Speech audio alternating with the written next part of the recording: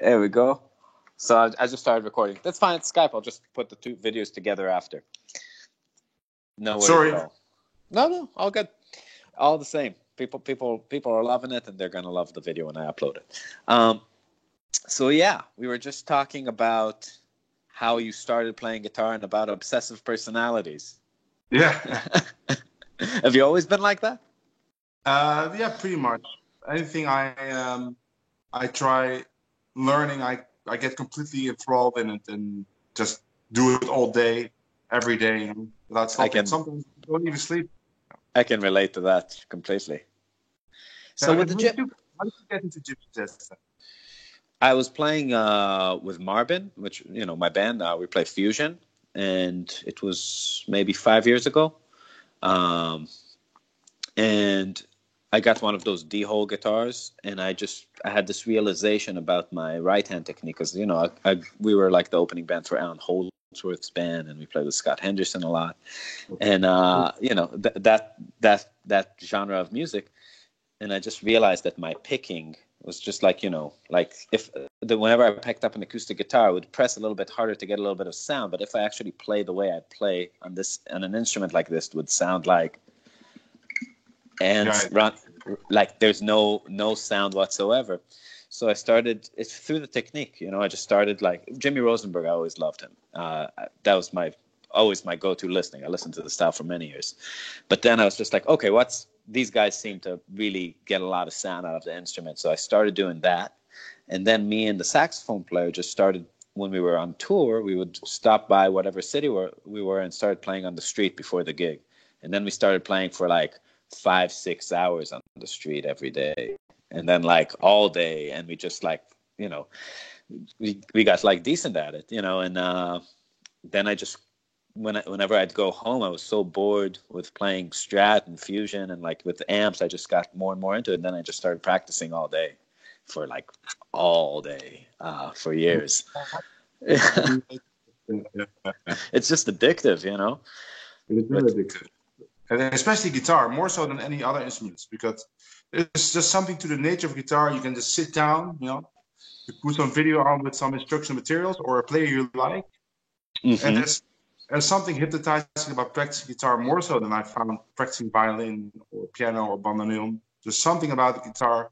You sit comfortably. I think that's a big factor. And it's just like, it's like out there, you just grab it.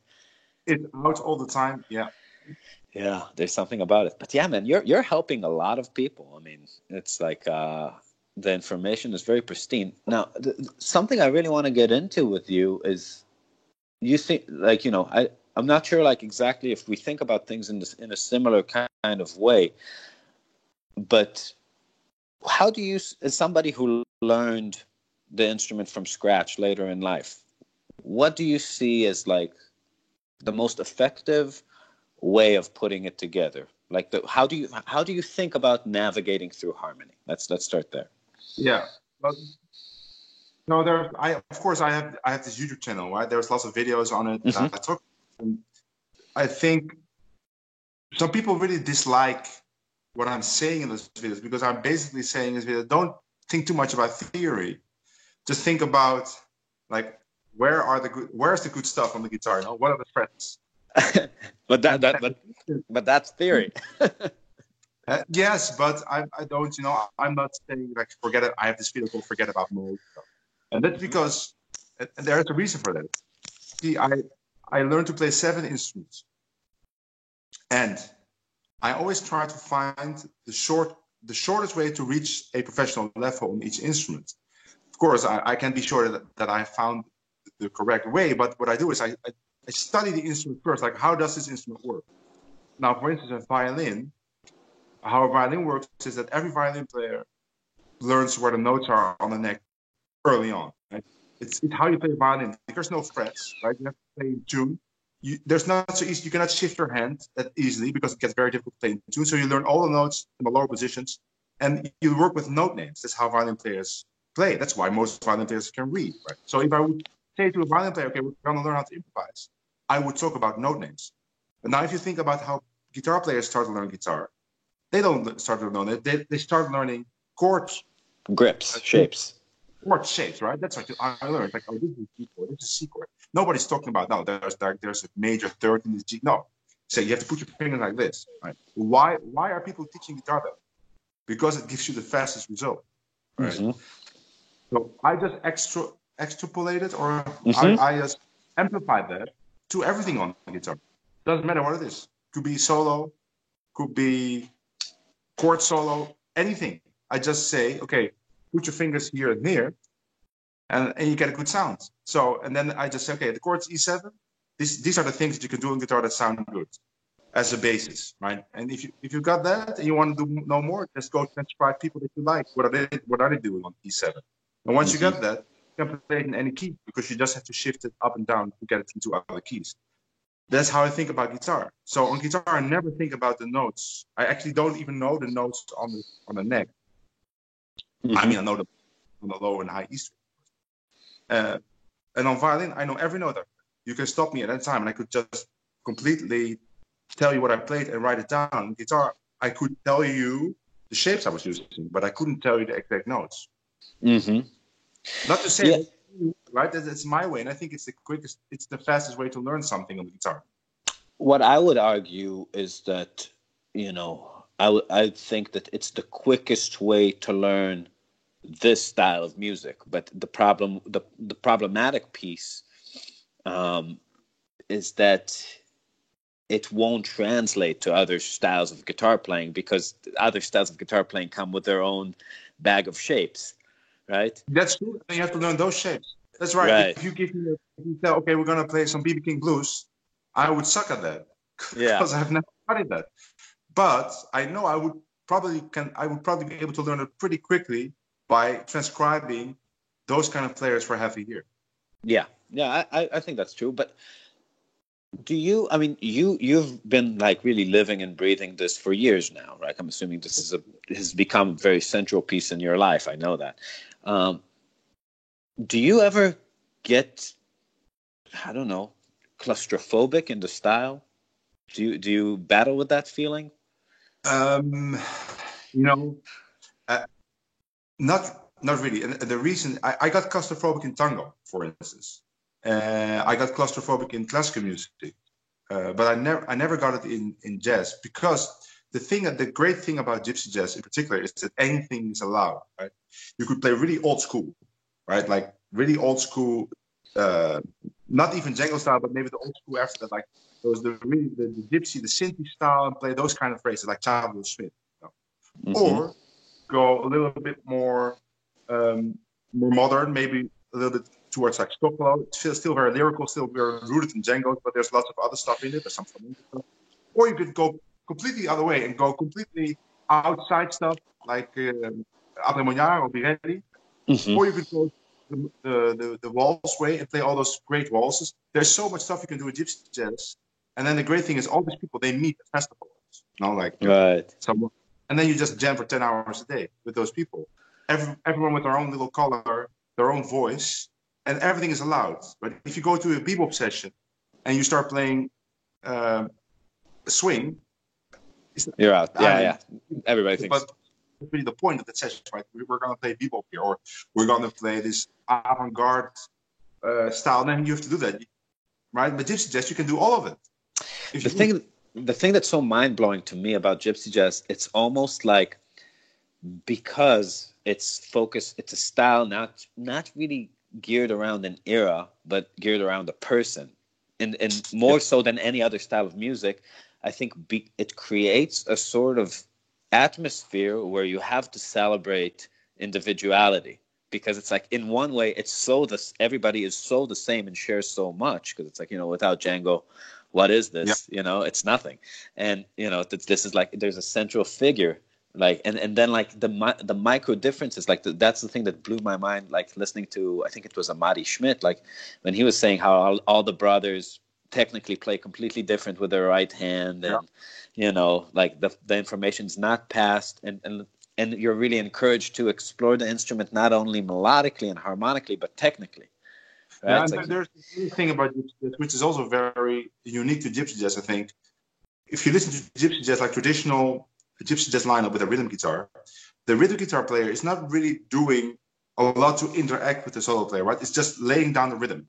Mm-hmm. So it's actually all on the solo player to create excitement, dynamics, music, almost, right? So because of that, every solo player in Gypsy Jazz is working on being super interesting or something like exciting, virtuosic, or lyrical, something. So it forces you to develop in many areas, technically, harmonically, melodically, and that's why you get all these great figures in Gypsy Jazz that, although they share this music, they can sound very differently, even within one family, like you just said. Mm-hmm. It's a very blank canvas you're working with. I think that's really the thing the big difference between, let's say, bebop and jazz, where it's like, or it's especially like Coltrane kind of music, where the music, in Charlie Parker's day was very dense harmonically, and also, and not, there was interaction, but it was just rhythmic. And then in Coltrane, it was dynamic interaction, where like Elvin Jones helped, like, help you raise the solo. With Gypsy Jazz, it seems like it's really on you, like you're really It is fighting the elements. Parker. I transcribed tons of Charlie Parker. Yeah, he's the man. Yeah, but if you play guitar, and I think Gypsy Jazz might be a dream come true, just because you can shine with your guitar, right? There's no, you don't have to be a trumpet player and then a saxophone player, maybe one violin player, but you can do all kinds of stuff. And then during the violin solo, you can do, as solo player, you can do lots of interesting tremolos and accents, and you can be very dynamic, and you can play acoustically, and you can jam anywhere. And like the jamming part is an important part of Gypsy Jazz that many people don't talk about while learning it. But I think the possibility for you to jam with other people anywhere in the world, everybody knows songs, is a very special thing about this music. It's very social. Right. It's like all of me. Boom. Right. Boom. Everywhere. Great players everywhere in the world. Yeah. And you motivate each other to become better and better. What's your stance on the rest stroke technique? I talked to a few people, like I talked to Ollie on this thing, and, a few people that really aren't strict players. And I'm always with the mind that if you're going to learn it, like for me, it was really obvious that like there's a sound that I'm after. That's like that. I mean, I'm a purist in my mind. Like when in the moment when I'm studying, like, I don't know, when you talk to somebody and they're about to like embark on this thing where they look at their hand, they're like, oh, I have to like rework this out. Like, how long do you think for a person that's working seriously would it take to like build it from scratch? Like, what was your experience? Okay, so it's two questions, right? How strict am I and how long does it take if you want to learn? Right. So the first question, the strictness. So when I do workshops, and I do a lot of workshops, the first thing I always say is you can pick any way you like, right? Because if you already can play the guitar and you feel you have a good sound, then don't put in the effort to change it, because you might become very frustrated and stop. But if you are not happy with your sound, right, and that's something you have to judge for yourself, I have a solution, which is rest stroke picking. Yeah. And then if we get into it, I am very precise and strict with it. Yeah. Because that's the way I learned it. And then I think I always say to people, you can practice anything you like, right? Just practice anything you like at any point. Don't feel like, okay, I gotta finish all of me and be a master. No. If you're tired of all of me, then practice Future Brown or something. But one thing you can't get around is technique. You have to practice technique every day for at least 20 minutes. Right? Just quick technique exercise where you're looking at your right hand or filming it and make the movements really slowly. And I think if you do that at the start of your practice session, then it will probably take you between 2 and 3 years to get it to a level where you can actually start sounding. Yeah, okay. And playing lines in a fluent way. I think that's most people's frustration, is that they're not able to really, connect the lines, especially like, switching strings and doing that kind of stuff. No, I'm not I'm just talking about hitting the notes, right? Which is very, you've experienced that, right? You're practicing at home, working, but then you are on a gig. Yeah. it's not working anymore. Just you can't hit any note. Right? That's something. That's another whole other level. Like doing it in front of people, or while there's a loud rhythm guitar sitting next to you. So that all that combined takes about 2-3 years to get to a decent level, right? Yeah. And over 2-3 years, you're gonna sound pretty crappy with the restaurant. At least, yeah. Well, for most people, they don't have to do it in front of massive audiences with Rosenberg Trio. So, do you know that? You know how crazy your story is? It's insane. That's an insane life experience. Like I talk to a lot of people. That's the craziest shit I've ever heard in my life. But even with the trio. Well, I mean, like figuring shit out when you're just starting to improvise, and like how big were the audiences? Yeah, go ahead. I'll tell you a story. I went to a festival in the UK because I was thinking, okay, I know now Stoffler Rosenberg, but I don't know anyone else in Gypsy Jazz, right? I mean, I've seen them maybe on YouTube. I don't know them personally. Maybe I should visit some festivals without the Rosenberg Trio and start jamming. So I went to this festival in the UK, and I started jamming with people I didn't know. And then everybody was like, "Hey man, what's your name?" Like, it's like, "Who do you play with?" It's like, "I play with the Rosenberg Trio." It's like, "What?" Nobody could believe I played with the Rosenberg Trio and didn't know anyone else, right? They do YouTube, it was true, and then they saw videos, and then they probably said, "Look at this guy, he plays with the Rosenberg Trio." It was, to me, those were the first people I actually really knew it. So. You really have like you're going from the bottom, from the top down. That's amazing. That's really amazing. I mean, I don't know. It's like, it sounds to me like those nightmares that people describe that they have in high school where they wake up naked, just like you're going on tour and it's like every night like that. I mean, that must make you so tough emotionally. Like after an experience like that, like you can do anything. In the beginning, I always said, like, okay, my thing is the presentation of the show. I'm good at telling the stories. But you know, I mean, I don't think I would have gotten to the level I'm at if I wouldn't have met Stoffler. Because no, man, it's an amazing experience. It just makes you practice, right? If you know, like, okay, tomorrow night I have to play with the Rosenberg Trio again, and even though they said they were going to play China Boy at 260, you know it's going to be at 310. Yeah. Practice for 6 hours to be able to play it at 310. No, that's what you got to do. So, man, what a trip. So what's your technical daily routine like? What are things that you absolutely don't skip days doing? So on the guitar? years were those exact exercises that are in my video about breaststroke picking. The one you saw, where the one I invented to have breaststroke. It were those exact exercises, maybe with little variations, but for years that was it.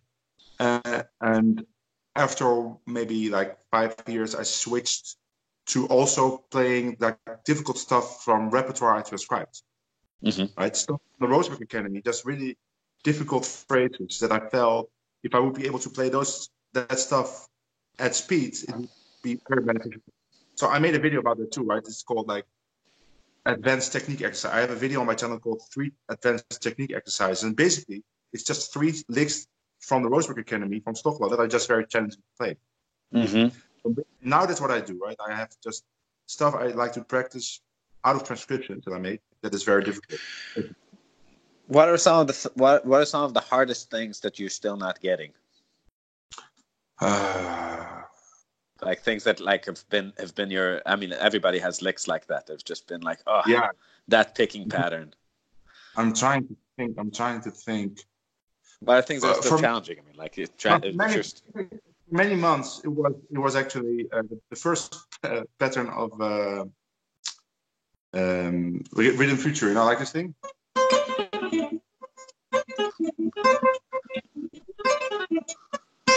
By that thing. Actually, yeah. Pretty now. The picking? Yeah.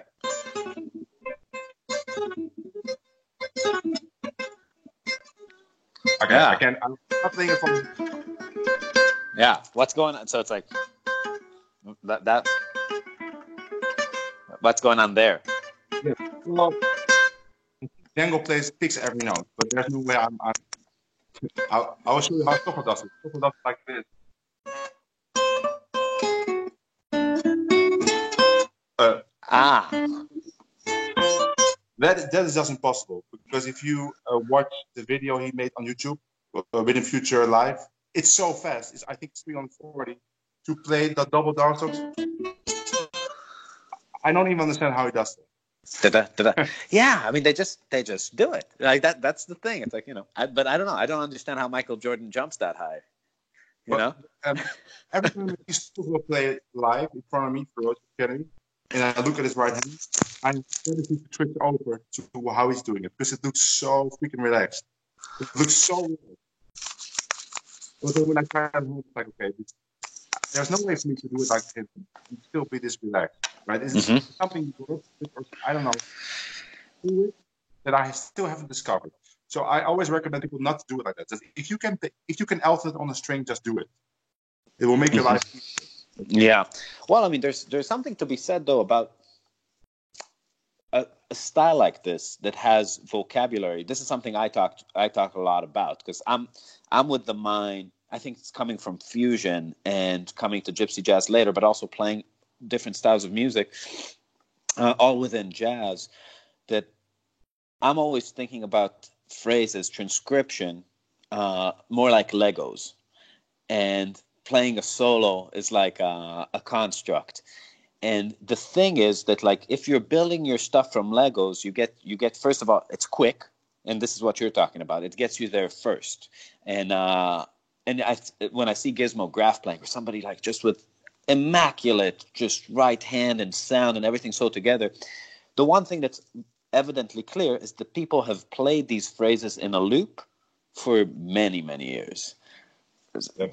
There's nothing new under the sun technically there. It's roboticized to a level where they have a certain kind of freedom, but it's not the kind of freedom that a guy like Alan Holdsworth or Pat Metheny has. It's a very different kind of freedom, and that kind of freedom has to do with the units that make them up. Right, Yep. so locating the musical word in the sentence, and they use bigger words. And when you use a big word, you got to say it a lot of times to say it right. And these people say it so effortlessly, and you see it's 20, 30 years of experience going into each thing that make up their vocabulary, and their vocabulary is very learned. I mean, Gizmo told me like the only thing he did was, except for going to school, was practicing guitar. Right, thousands of repetitions of single phrases, right? Mm-hmm. Thousands. And when I play with him, I played with him a couple of times now. I kind of know his vocabulary, although he still surprises me. I kind of know his vocabulary. I hear his phrases, and I can also hear when he starts a phrase that he also knows it's going to come out of the guitar perfectly. Right? There will be no mistakes because he has played that phrase 1,000, 5,000 times before. Right? Yeah. And that's what I'm after too. So the only thing I do is repeat phrases over and over again with a backing track or with a metronome. I like to mix it up, repeat the same phrases over and over, hoping that they will come out like that, like the thousands of repetitions I just made. The first time I try it on stage during a real life solo. Right. Yeah. I mean, that's really the thing about this phrase learning process, is that that's the benefit, right? I think the shortcoming is it's not that you're playing predictable, because you still are improvising and you're piecing together this picture, but you're working with such big units that something about the sound is very consistent, right? It's like all gypsy jazz players play gypsy jazz kind of phrases. I mean, that's the aesthetic though. So for people trying, watching this and trying to learn, I think that's really the thing to understand. I think it's profoundly different than rock and blues playing, because the way that these kind of players first approach the instrument, they approach it with a very simple harmonic tool like a pentatonic scale or something like that, and then an intuitive like rhythm that they have. Usually it's just some sort of mixture of quarter notes and swung eighth notes, maybe triplets if they're shreddier, and they put it together from this way. The world that I come from, it's all, what the mode of thinking is so profoundly different, because rhythmically we're always thinking about subdividing and and really making the Legos from scratch, right? It's like Yeah. that's on the fly, and that you need to know. To me, when I look at a thing like All of Me, right, I'm Yeah. really seeing C Ionian to E Mixolydian flat 2 flat 6 to A Mixolydian flat 2 flat 6 to D Dorian, and I can't escape this vision. That's just how I see the guitar, right? But that sounds really like a guitar player though. Because I teach jazz violin at University in Rotterdam, University of the Arts Rotterdam, Codarts. Mhm. Violin, right? So there, I don't do this Lego thing. I really talk about harmony more like in a theoretical sense, but I still don't talk about modes. What I talk about, because the thing with if you talk about modes is my view of modes is that they are best expressed in modal music, right? Where you have a long time to express that mode, right? Maybe at least 2 to 4 bars. The thing in jazz is chords change often far more quickly, like 2 beats. So how are you going to express the mode in 2 beats? So I like to talk about arpeggios, right? Mm-hmm. Which are also in the modes. But so when you say All of Me, when we talk about C, when it's violin, I say, okay, let's not think C here. Let's think E minor 7, something. Right. So Balance E minor 7. Let's build a line around the 4 notes of E minor 7. Okay, we're going to E7. You know what? Let's think F minor major 7. mm-hmm. Let's embellish. So that's what I'm doing on violin, right? Because violin players like to talk about notes, because then we talk about, okay, we talk about the F, A flat, the C, and the E. And on guitar, it's the same concept, only I'm not talking about the arpeggios, I'm talking more about the lines that the arpeggios are in. But I would still then say what we're doing now is we're playing F minor, right, for E7. This is a line that expresses F minor. But Right. the line on the guitar is here. You can start here, Yeah. slide. I mean, but to me, that's an E altered line, right? So I'm thinking, my mind just, yeah. Right? But you could also play it on F minor. That line, Of course. right? Yeah. Well, I mean, that's exactly, I think, with Marvin, we go in the States, we tour about 200, 250 days a year here, and we do a lot of master classes in universities before. And there's this whole discussion of scales and modes is something that I keep seeing on repeat. And this one thing that I started asking in master classes, and I'm amazed at just what the responses were, which is, what's a scale? Who here can define, right? What are the things that make up a scale? And the thing that I found, there was never a student or a teacher that had a good working definition for what a scale is, right? And, this is something that, our saxophone player came up with, but I thought it was like the most beautifully articulated thing. It had 5 rules, okay? Here, 1, cyclical every octave. Okay. 2, half steps is the smallest interval. Throws away most of the world's musics. 3, it gets heady, which is it's an abstract group of notes, meaning a scale doesn't have a tonal center, so it only exists as an idea. When I play a scale against a tonal center, it's called a mode, right? Each scale, that's like C perceived against C is C Ionian. Yeah. Number 4 is that you never have 2 half steps in a row. And this is where people start arguing, because they conflate melodic tools like what they call a blue note or a bebop scale with things that are actually harmonically functional. And number 5 is you have to cram as many notes as you can into an octave, following this rule 4 of not having 3 semitones in a row. And if you map it out, you get 7 scales. Those are the only options. You have major, melodic minor, harmonic major, diminished, augmented, and whole tone. And that's the whole story of playing over chords. Of course, there are made-up scales which do not follow the rule of the half steps, right? There are what? There are made-up scales that there are scales. There's a scale, for instance, that you would play on a diminished chord. Like, let's say you play F, Embrace for You. Like this chord, right? Right. There's a scale. If I would play on that chord, I would play E7 altered. Da, da, da, dee. You play But there is E7 altered? yes. So if the chord, the rule that I have is if in the diminished chord, if the root of the main key is in the chord. So in this case, G sharp diminished, there's an F in it, Mm-hmm. right? And the song is an F. Then I think one half step below the main key altered. So I think E7L. If you think E altered, then you would have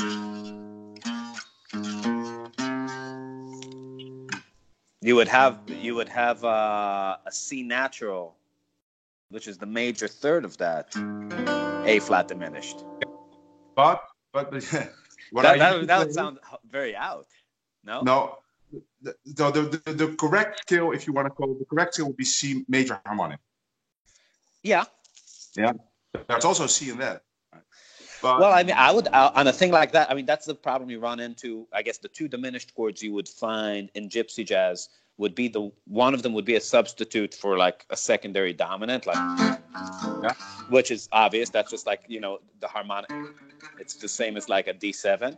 But then the other thing you see in like tons of Django songs would be like that descending one. But to me, this guy is just a substitute for one diminished, and it's like half whole diminished. Yes, but not the harmonic choice. That would be the choice that fit the chord. But the harmonic choice would be C major. I mean, that's the theory from bebop. It would be C major harmonic. So it's a C major scale with a flat 6, right? And that's almost the same as F minor melodic. The only difference is the B and the B flat. Right. So I'd be very. Yeah. But to me, like that's having that C in there would make it not the sound, because I would never even play it like in F, right? F.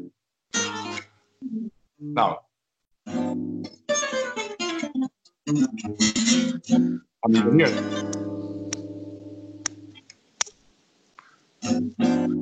Right? That sound. The D minor.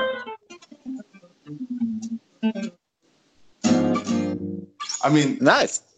That's what the Parker does. But what I wanted to say is, okay, now there is a scale in bebop where you play a minor harmonic scale, and then you play G sharp A. Right. Right. All those kind of so it's like that many bebop players would play over that chord. It has 3 half steps in a row. Sure. Well, the question is whether you use the things harmonically the same way you use them melodically. So you can get away with much more melodically, but that would never be a part of the chord structure. You would never throw that around in the comping. The thing is that the principles that govern harmony are stricter than the principles that govern melody, because with melody you get to play around with rhythm and tuck your notes in and put them in a contour. But when you lay them out vertically, if it doesn't function, again, the reason the question to ask yourself is why have modes, even like the one you're talking about for the diminished. If you have a framework of notes that work in a context, right? The 4 best chord tones, the 4 chord tones that are in the chord with the 3 best tensions, the 3 most consonant ones, right? Whatever 9, 4, and 6 fits that chord, that's a good framework to start working with. Adding chromaticism to that is just connecting point A's to point B's, and you can just get away with more melodically than you can harmonically. I myself would never use that scale, because I see that one diminished just as a retardation of F.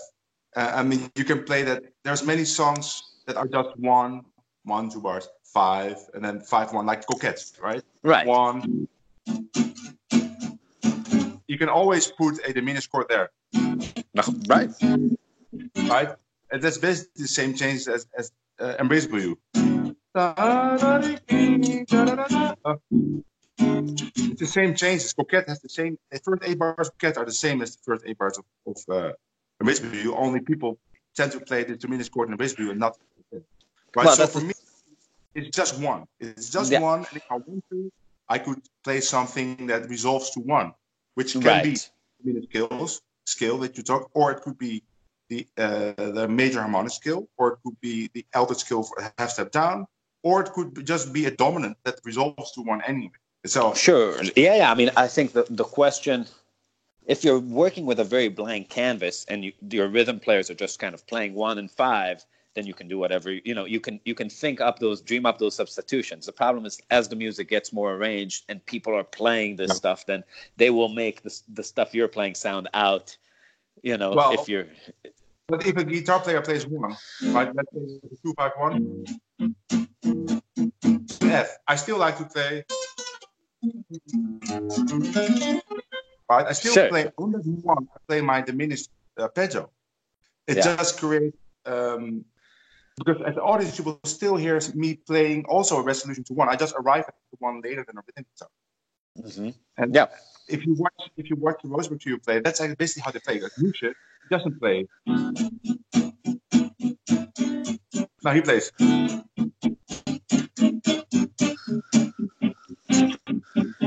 A lot of motion. Other chords there, right? They would never fit what Sokola is playing exactly. It's not possible. He's just creating tensions that are resolving to the 1. And I mean, we're all playing cat. We know what we're doing, right? So we all have this 1 in the distance inside, and how we get there is just up to us without losing the song too much. Sometimes you make a decision that maybe not so beneficial for the song, and then you never do it again. But I think the music gets more if ever chooses his or her own harmonic path.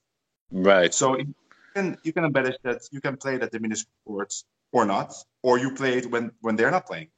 Mm-hmm. And Django did the same thing, right? The chord would be D7, and he plays C minor 6. Right? Because if you think at Djangology, right? C sharp diminished to C minor 6, right? Mm-hmm. Django used to play C minor 6 on D7, right? On the D7? Yeah. So now let's say 2-5, right? Mm-hmm. And on D7 you need to play, right? Right. Now, but you could do the other way too. Of course, if the chord is C minor 6 in G, then why not you play D7 altered? Sure. I mean, it makes sense, but I guess it's the way you think about it. Because it's like, for me, if you tell me to play a C minor over a D, I'm just thinking it's like, that's the 4 chord in that harmonic minor. It's like G harmonic minor. That's the 4 chord. Well, but what chords are you thinking? Are you thinking the chords that are being played by the rhythm section? I tend to think like,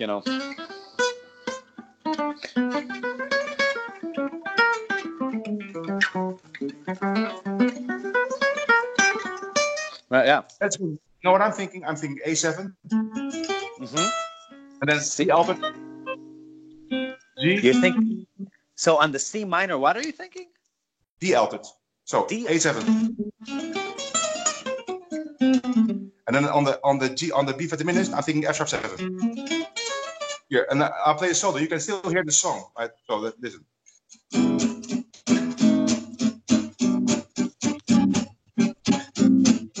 There you go.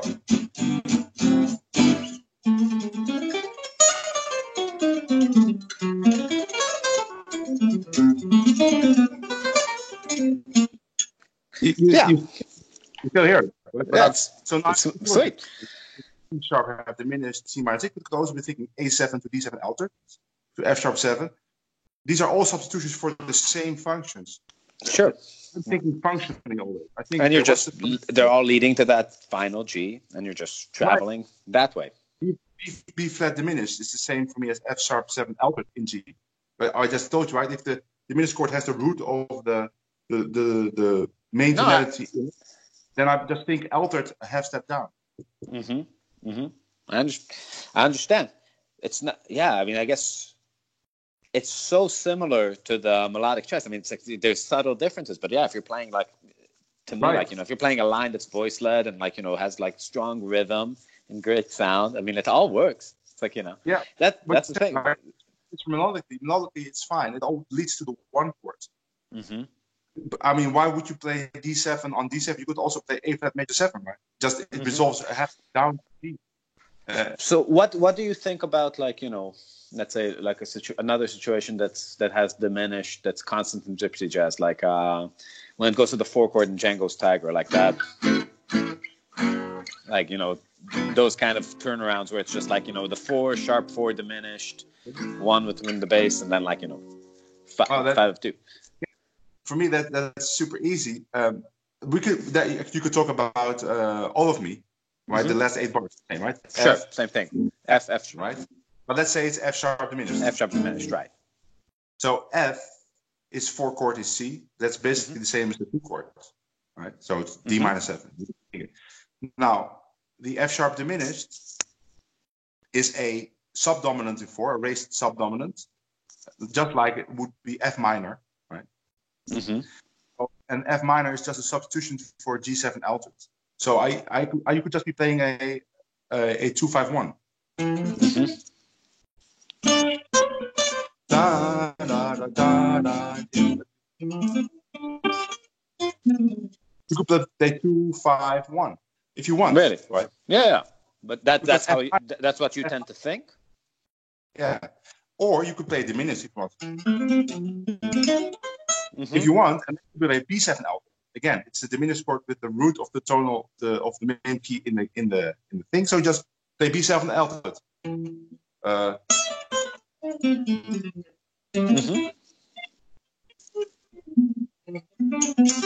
Right. So I have those options: B7 altered, play the real diminished stuff. You can play the diminished scale if you want to, or I just think G7 altered. Very nice. It's a disguised 2-5-1. Yeah. Well, it's not. You make it sound great. Let me ask you something about the. I mean, I guess your career-wise, like your business, like what's your life look like now? A lot of touring. Yeah.